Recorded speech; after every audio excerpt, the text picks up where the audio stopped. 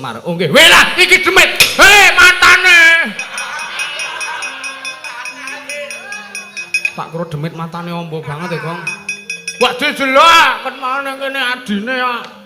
Senengane ora. Aku le teko telat dadi aku ora kenal karo kowe.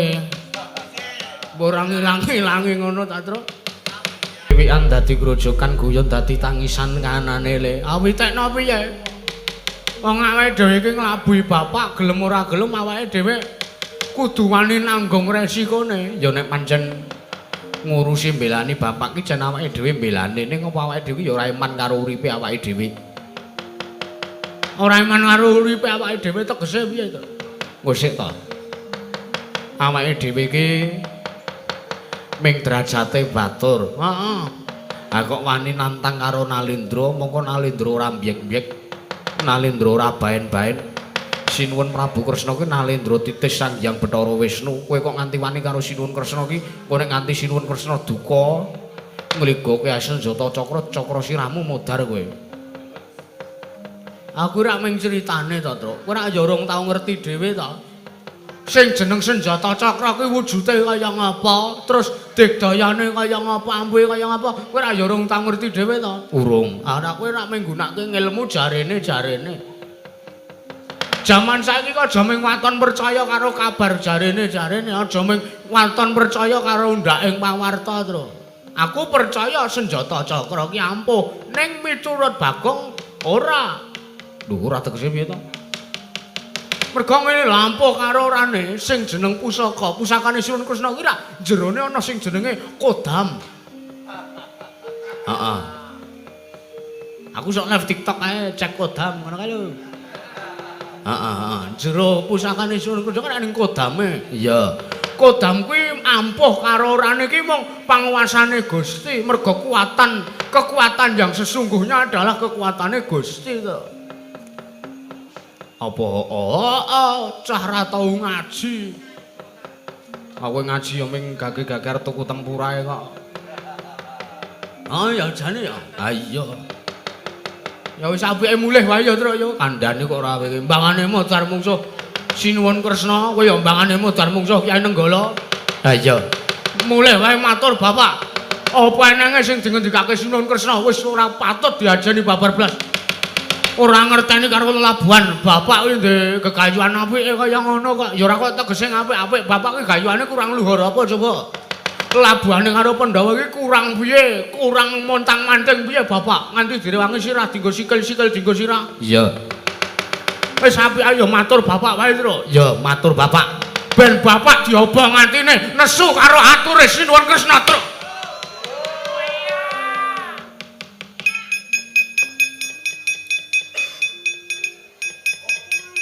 Cenanan. Gong.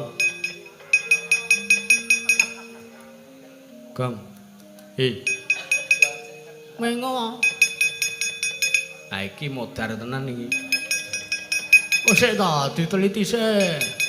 Ndara Werkudara ki nang kene iki mesti arep mbelani karo awake dhewe. Sing ngomong sapa ngurung takoni kok. Wis santai wae tenangno pikirmu. Para kawan Bagong karo Pitrung mlayu-mlayu arep ndi? Ajeng wangsul, Ndara. Wah, kowe arep bali. Nggih. Bali sebab apa? Mergo ning Datuloyo tak sawang aku krungu. Wis ajak arep wani karo Jelitheng kakangku. Lah nggih. Lah sampean teng mriki napa? Ajeng napa?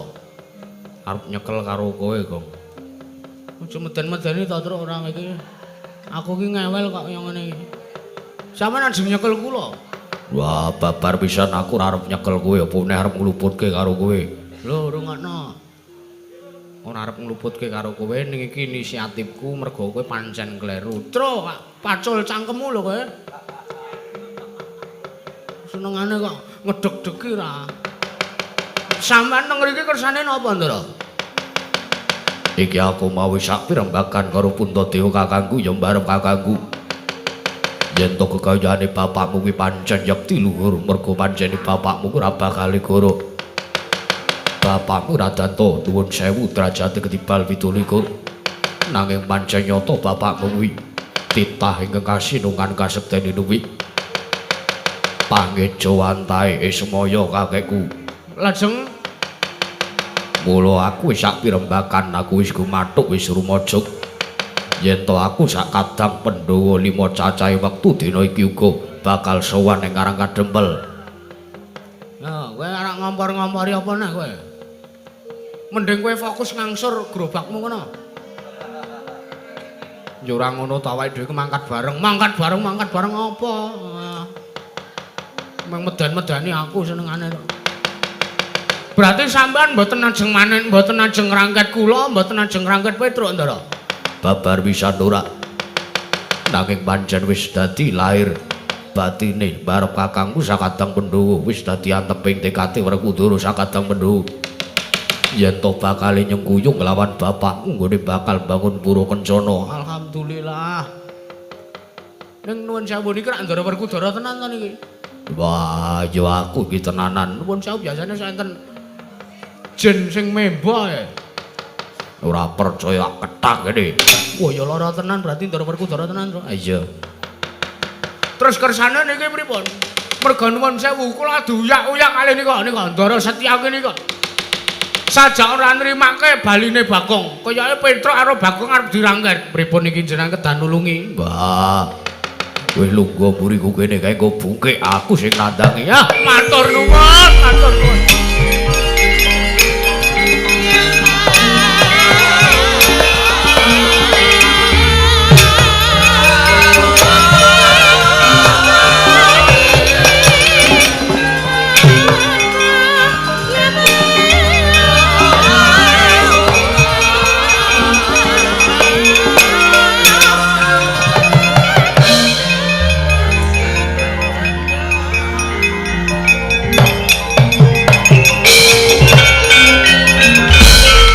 Tinunggul kacanira karo kang tumandang Setyaniku karo garwane mudhar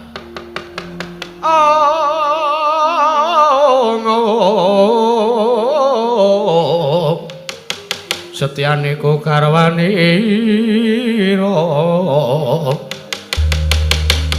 Kakang Semar menika kathah sanget anggenipun ngembong lawan ingkang rayipun Setyaki Garbaruci. Yo nanging lunun sewu menawi sak mangke kula badhe angrumajongi kalian mriku gegayuhipun Kakang Semar Badranaya tartemtu kula badhe dipun dukani dening Kaka Prabu Kresna babakan kuwi sak karepmu sing baku yen pancen arep nyengkuyung bukang dadi gayuhane Semar kakangku ya dipol kakek kakangku ku ya tak sumanggake sartane aku ngaturke panuwun nek pancen kowe arep rumajangi karo kakangku ya jelitheng kakangku.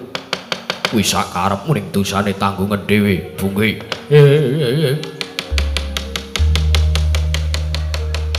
Kakyatri sang kapirang uri nanggul kinempet kempit. Dosang retaning bawana.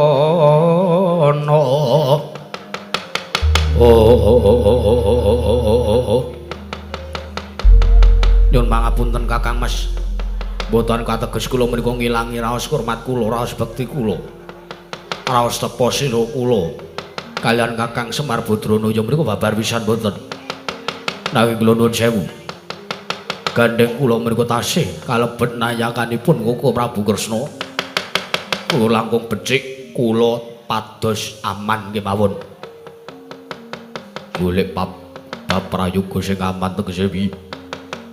Kula tak mangsul teng Garbaruci. Kowe arep bali ning Garbaruci sak karepmu. Nanging tanpa sepengetahuan Kaka Prabu Kresna. Haiya.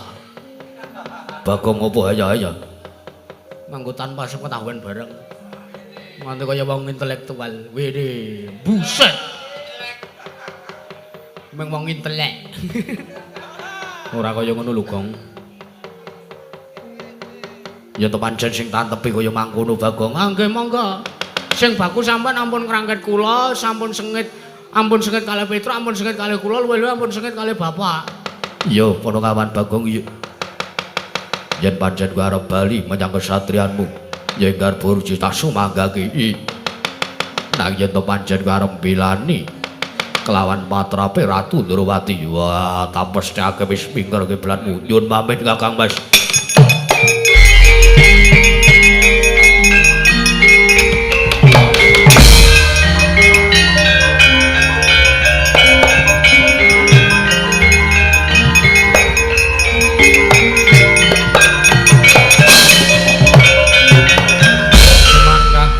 Sesumbar mawalindra puntur katuk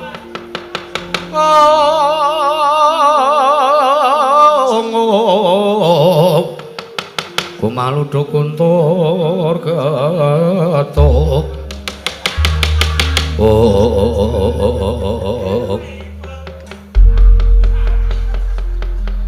Truk Bima apa kae ngawur Bima Indra Werkudara. Lho. Sampeyan iki kaya ngoten iki ta, Ndara? Dasmu. Kaya adine Oki. Oh nggih, mon. Tunggale semplok. Ya. Aning pinter nikah ale semplok. Heeh ya, Gong. Gel Bima karo semplok. Ah Bima ira ana-ana ngepit. Ah semplok mangkat wayangan to kon ngepit, angeh lamun gelem. Aja ya Gong ya. Heeh. Ha piye pokoke didadekke tukang bonang menerus wae apa? Sing ora tau telat le mangkat. Aneh-aneh wae ora wae iki. Oh, disusul dulurmu. Sapa? Jabang Bancik karo kakangane. Aku gumun kaya ora ndek kertas wae ya, Truk. Ngapa? Ngorek-orek tangan, ngorek-orek awak. Bawe iki jenenge seni kok ya. Oh, seni to. Heeh, seniningan. Wah, wis ora sah kok arep bergajul, ora sah kok gunung sing tanpa guna. Keparengipun, Ndara? Ayo tadirake nyang Karang Kadempel. Lho. Ning pustaka Jamus Klimas Sadan niku nembe morca niku. Wah, bab kuwi diudi bareng karo Semar Badranaya. Oh, nggih. Kula manut mawon, Ndara.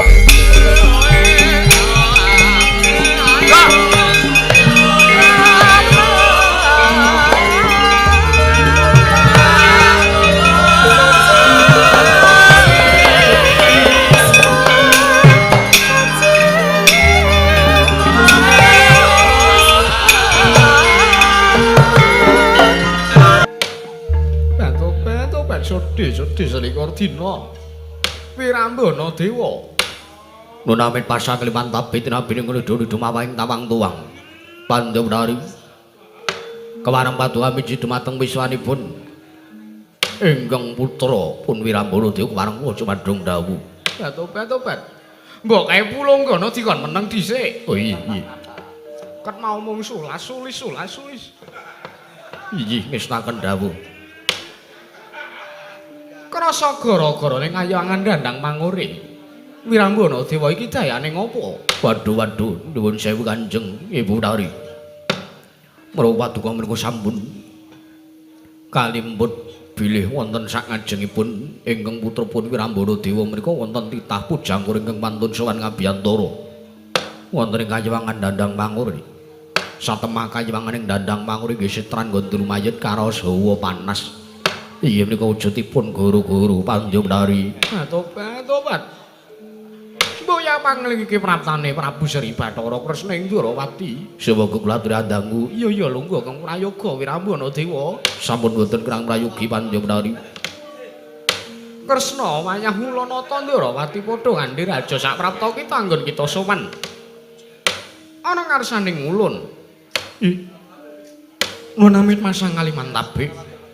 Tinebih nang ladoni dumawahing tawang tuwang linempatna ing tulak manu Pandhawnari Durga kepareng paduka miji dhumateng wiswanipun ingkang abdi Ndrawati pun Sri Bathara Kresna sewu-sewu kalepatan kula tadhawadana kula nyuwun pangapunten wondene kula wonten sowan wonten ngarsa paduka Sang Pandhawnari Durga tobat ya kuwi dadi ngopo wis tak tampa sembah kita kuwi lewat pangestula namanana nggih kemareng sampun kula pundhya karo jimat paripe ndayane kasantosan Pandhawnari. Ana wigati apa teka?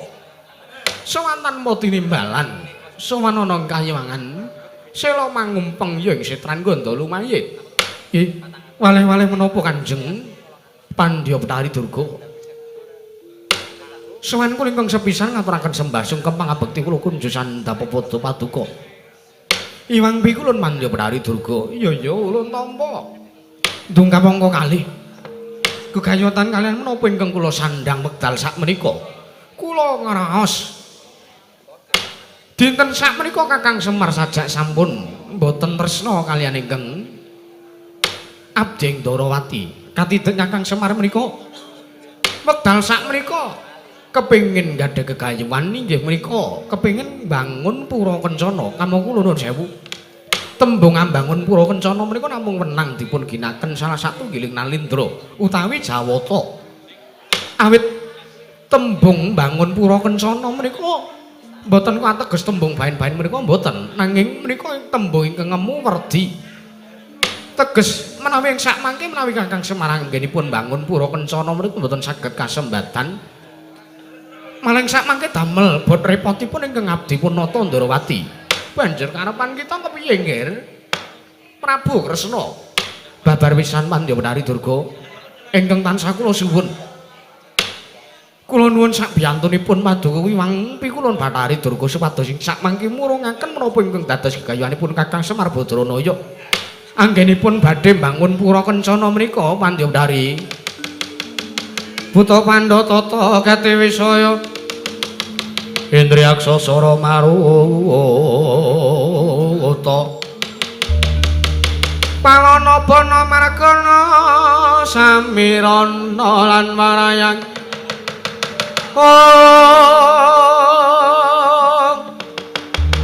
Pancabayu wisikan magulingan lima tutuk mengoyayah lengeng kutha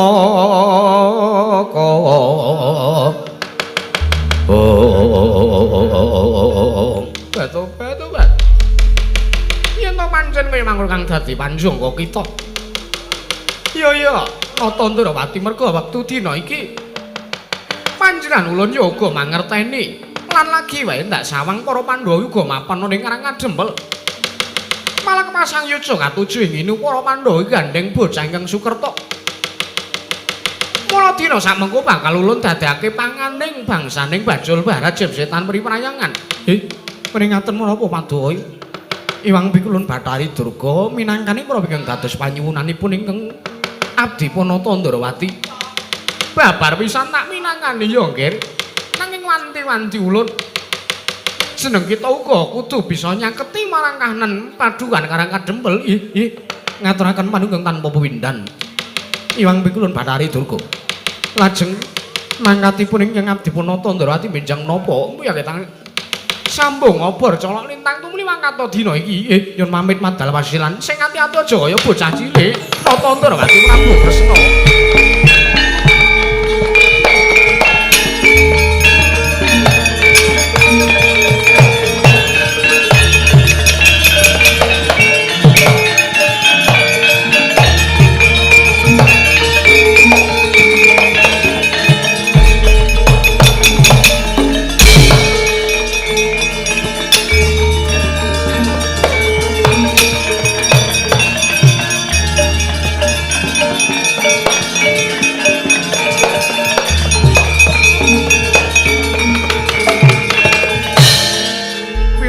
Dewa wonten paring adhawuh Pandya Betari babar pisan kanggo Kiri Gudha kelawan Kyai Semar Badrana iku bakal bangun Pura Kencana. Kepyakna barisaning para wadyabala Jem Setan Priprayangan ilu-ilu Banaspati engleng-engleng balong ngatandak aja ana nganti ingkang cicil. Mriki sampun Paduka dawuhaken badhe kula estu padha dawuh Paduka Kanjeng Ibu Betari Durga. Mangkat dina iki yen pamit madal wasilan Kanjeng Ibu Betari.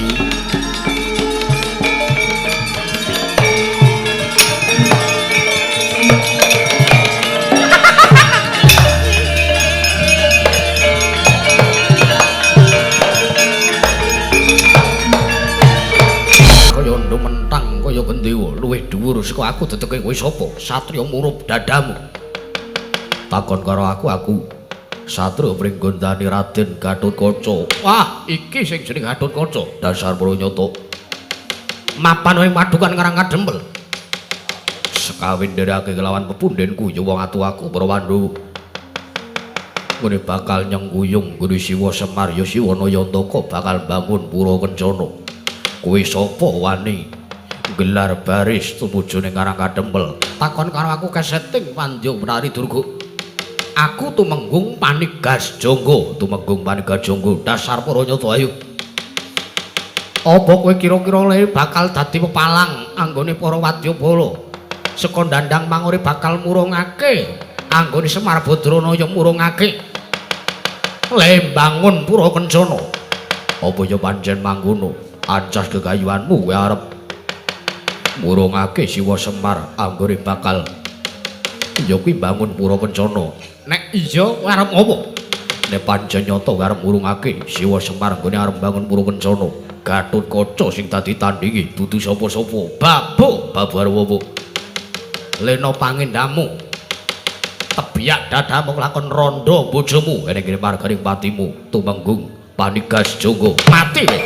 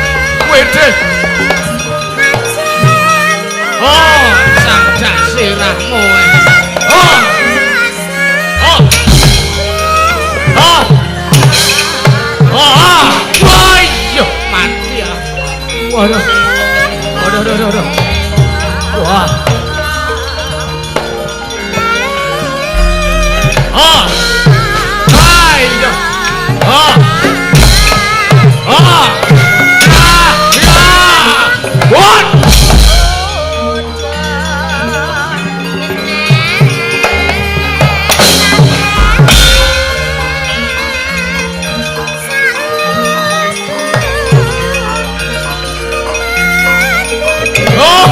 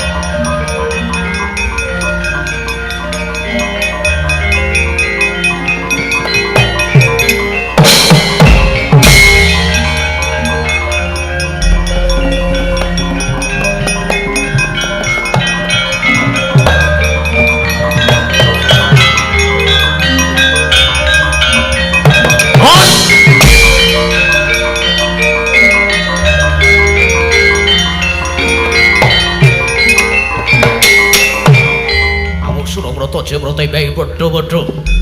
Ayo rasah Gatotkaca sing sekang kene. Aja Gatotkaca, aku ora sudi mungsuh wong mabur. Ayo.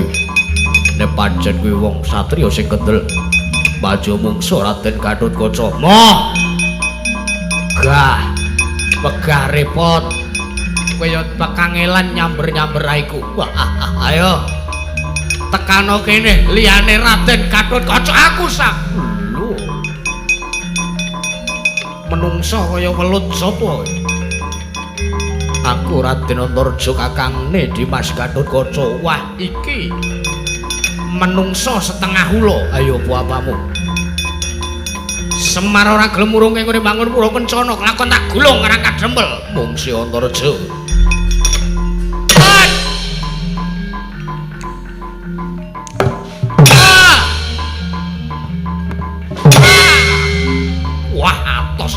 jamak. Wis kok beton apa piye? Beton ning kathokmu iki.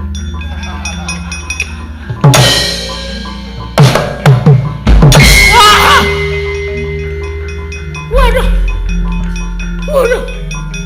Waduh. Waduh. Waduh. Rombongan Buryaya.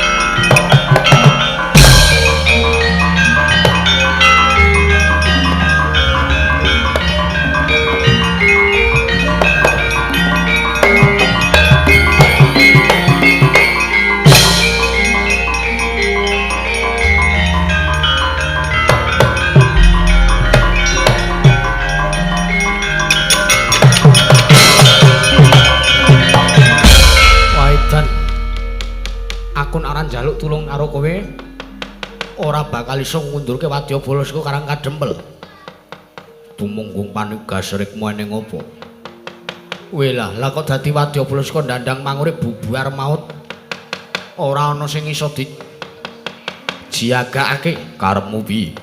Demit-demit kon watak panglimunan. Aja nganti wong sing ketok kabeh wong-wong Karang Kadempel diang slupi. Yo wis toke dawuh.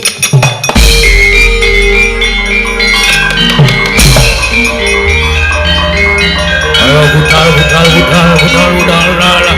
Wow.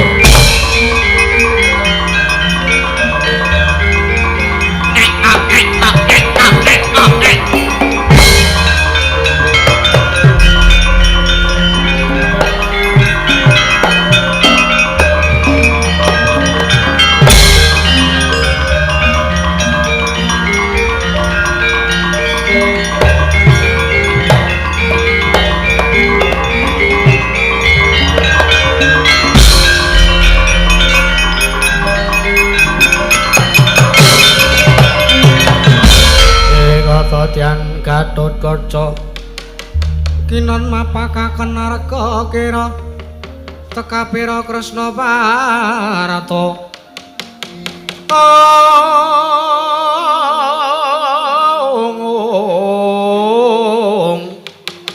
Kresna Parata manahara saktinira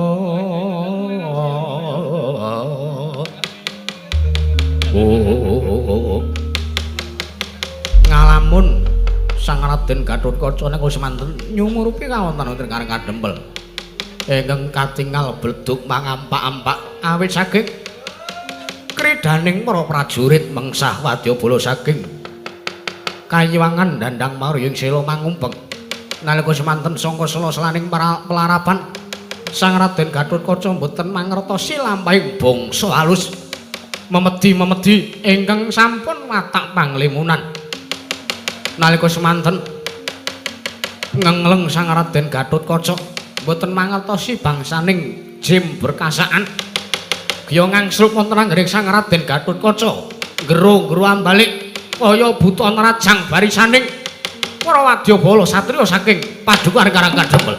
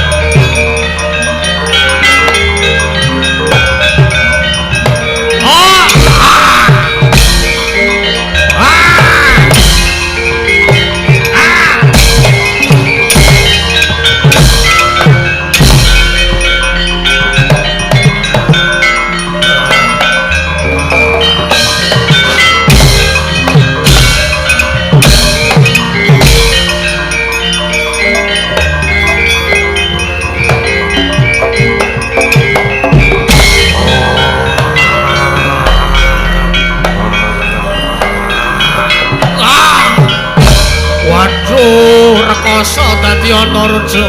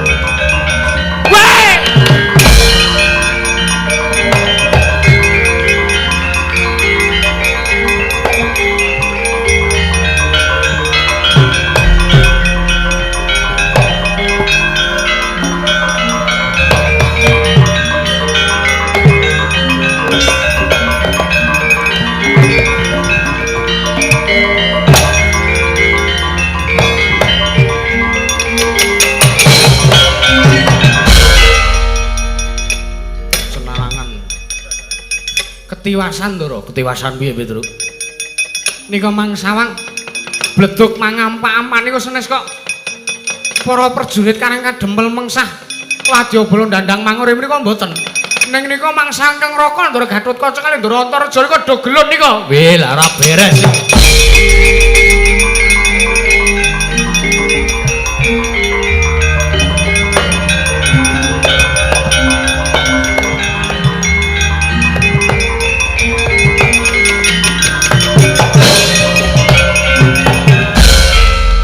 Nun Sawangan lho. Nika ingkang Raka dudu lho. Dudu pripun ta? Nek kowe nggunakake Permana Jati kae dudu Kakang Gatotkaca putri Kakang Antareja sing dugelut kae. Lho. Maksude pripun to? Gunakno Permana Jati to, sapa jatine sing dugelut kae? Wah, lah kula niku pun dangu mboten mangkat perguruan e. Pun boten keasah ngoten-ngoten niku, wis ora iso mbukak. Mata batin peninggal batin kula pun mboten iso digunakake meneh, kula lali dongane. Rene-rene, pripun? Tak usapi banyu sungut mripatmu. Kowe engko iso ngerti demit-demit. Mermose. Weh lah. Weh. Weh lah hooy. Wah, lah niku senes ingkang Raka nika. Wah kok dadi Weh lah demit. Sing anu nika niku barange ming cilik. Lah iya, are kok demit sing udut nika. Gelut karo udut. Aku iki ya kur sak tunggal dene. Weh. Terus niki pripun? Matur bapakmu Semar. Oh nggih. Weh lah iki demit. Hei matane. Pak Kro demit matane ombo banget ya, Gong. Wah dijelok ket maneh kene adine ya. Senengane ora. Aku le teko telat dadi aku ora kenal karo kowe. Mbok ora ngilang-ilangi ngono ta, Tru. Niki dah pripun, Ndara? Matur bapakmu. Nggih. Matur bapakmu kepiye apike matur bapakmu wae. Pak, kula ingkang sowan. Men aku teko men.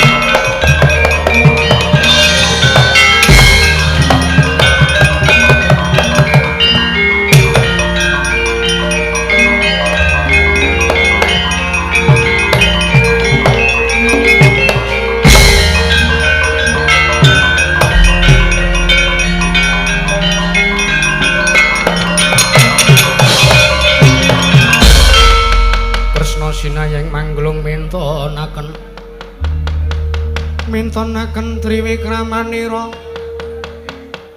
kang kumiteraning asta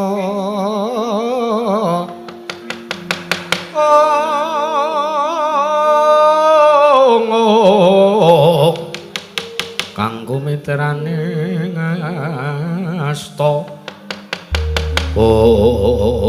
Koko Prabu piye Kresna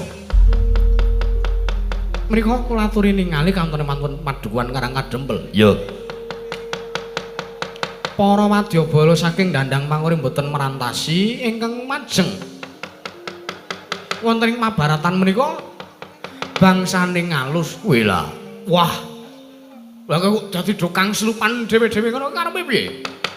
Menika sanes kok karepipun piyambak nanging kula sampun dipun angslupi dening bangsaning Jim. Lah iya, aku ya ngerti. Njur kersane aja Prabu Kresna piye? Menawi kula kalian panjenengan boten temandang wirang bebarang kok Prabu karmu. Monggo nyaketi kawonten-wonten Karang Kadempel. Dipun sekseni langsung kemawon anggenipun Kakang Semar kados pundi anggenipun badhe miwiti mbangun Pura Kencana. Gusti, aja edan kowe. Aja edan. Semar ki najan wong kaya ngono. Ning ngerti karo awake dhewe. Tur nek awake dhewe mlebu ning wewengkon kono mesti wae Semar wis nampa ature Adi-adi Kundha. Yen to ngasih Semar ngerti karo awake dhewe, ngerti Baladewa karo Kresna apa ora wirang bebarang, mengko bakal nampa dukane Kakang Semar Badranaya. Serananipun sampun ngantos wujud Nata Ndrawati kaliyan Nata Mandura. Njur karepmu. Kula badhe dados wujudipun yaksa, panjenengan dados patih kula. Jodan kowe, jodan. Jodan. Anak-anake Semar ki wong-wong mentes kabeh. Nadan ketok-ketoke kaya wong tolol-tolol kaya ngono kae. Ning iso ngerti marang sejatining lakon. Ojedan, Semar kae najan wong kiri wong pinter. Ngerti karo sejati awake dhewe najan kowe wujud yaksa, aku wujud patih yaksa. Sampun to. Nderek kemawon kelan aturipun ingkang rayi. Kune ana apa-apane aku ora melu-melu lho Yayi. Mboten-mboten, sampun kula ingkang nyandang. Ya wis aku manut karo kowe.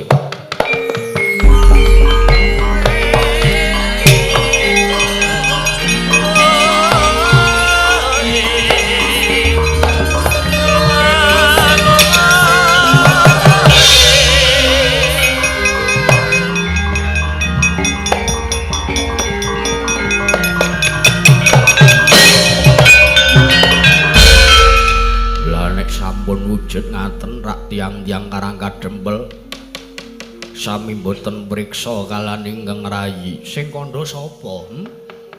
Sing kandha sapa? Wong-wong Karang Kadempel kan jantung wong kaya ngono kae pinter-pinter lho Kresna. Sampun to, pun Kek Salin. Lho, piye carane salin piye?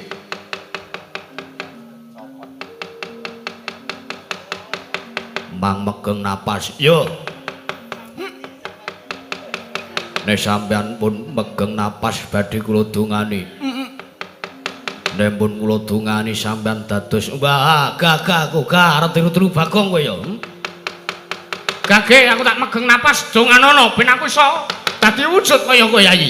Iya kok ora piye.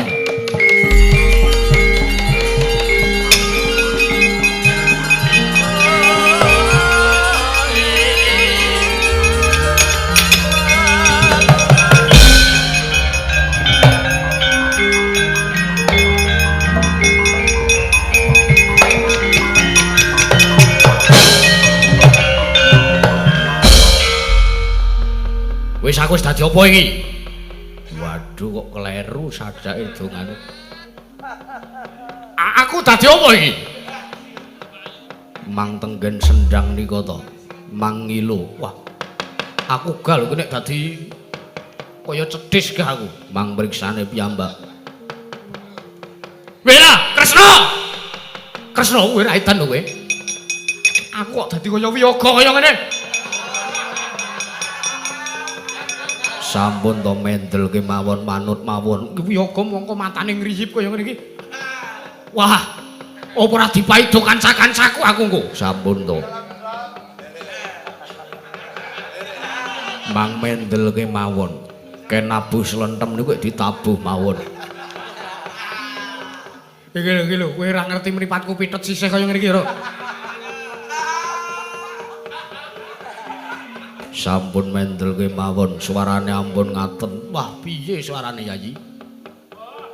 Sing tuwek rupane kaya wong tuwek. Wis apik urung?